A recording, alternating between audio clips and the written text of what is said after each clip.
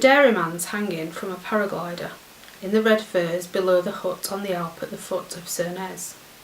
You can hear him cursing from the hut. He has his back to the mountains, is facing the range across the valley where, shoulder to shoulder, peak after peak, rises Piz Tumfiz at the centre, all 3,101 metres of it, that amazing presence it has, outdoing the other snowless peaks. He'll come down when he's ready, his farmhand says. Let him wriggle for another while. That'll teach him not to clear the trees. The cheese is swelling. During the nights the stone weights crash to the floor, awakening everyone. The swineherd and the cowherd carry the overripened cheeses through the clear night, across the yard, through the cowshed, to behind the cowshed, and dump them in the slurry. Neither the dairyman nor his farmhand budges to help. They stay where they are in the doorway, their hands in their pockets.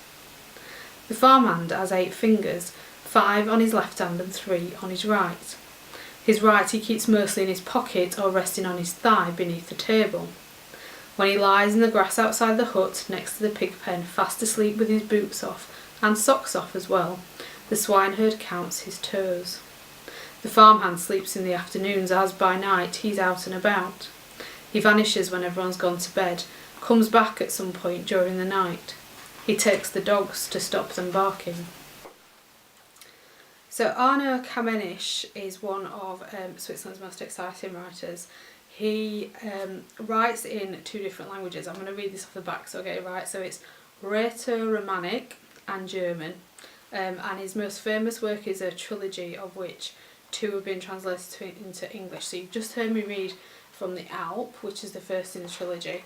The second's Behind the Station. I'm not sure why they're getting smaller. I'm wondering if the third one's going to be tiny. We'll see. It's not out in the UK yet, the third one, but Arno will be talking about it at the event that we're doing at the festival, so that's exciting.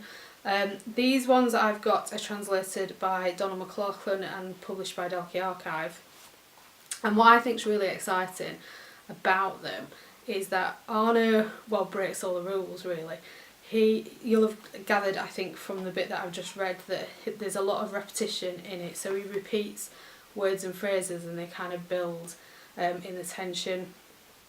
It's about people's everyday lives, so that's quite interesting as to how he conveys what that life's like at the bottom of the mountain in the Alps, where it's obviously quite quiet and quite isolated, and how people behave and what happens and how they make their livelihood and how that's changing in society now.